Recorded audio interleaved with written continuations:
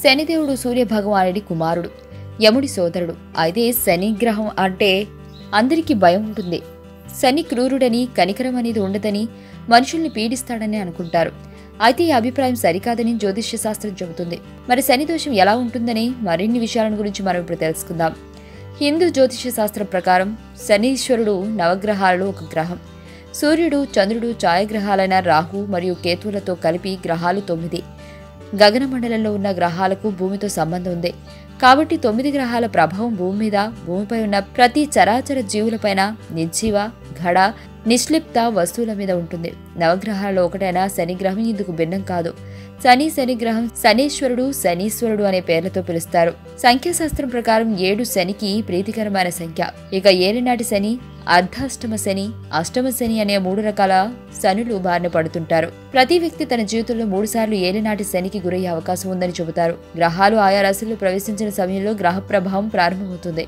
ఒక్కో స్థానంలో శని 2.5 సంవత్సరాలు ఉంటాడు. దీంతో మొత్తంగా 2.5 సంవత్సరాలు శని ఉంటాడని అర్థం.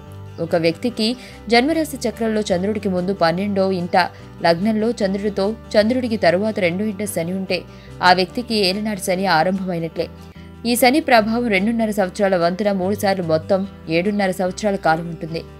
ఏలినాటి శని ఉంటే అశుభాలు జరుగుతాయి. అనుకున్న పనులు అసలు జరగవు. ఈ సమయంలో ఎంతో జాగ్రత్తగా ఉండాలి. ఏలినాటి శని తర్వాత అర్ధాష్టమ శని అనేది ప్రారంభమవుతుంది. 2 సంవత్సరాల పాటు ఉండే ఈ శని వలన చాలా ఇబ్బందులను ఎదుర్కొంటారు. ఇక ఈ శని పూర్తయిన కొన్ని సంవత్సరాలకు అష్టమ శని మొదలవుతుంది. ఈ శని ప్రభావం కూడా 2 సంవత్సరాలు ఉంటుంది.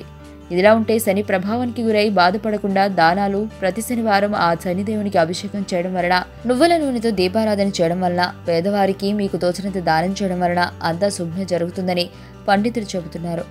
ఇక అన్ని గ్రహాలకి పైన ఉండే పరమాత్మ అనుగ్రహమే అందరికీ రక్ష అని శాస్త్రాలు చెబుతున్నాయి.